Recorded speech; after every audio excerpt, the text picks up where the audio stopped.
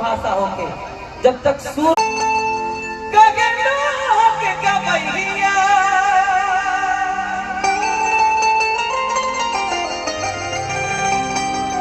दास सुदामा कहे जननी तो खोजे विशाल आवा खोजे हमारे रोहित भैया आवा अरे बीड़ा बजवई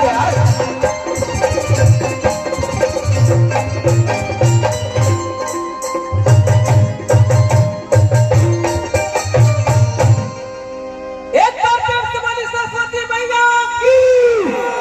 प्रेम से बोली दुर्गा मैया की, प्रेम से बोली भीलू बाबा की। जयकारी ऐसा होके के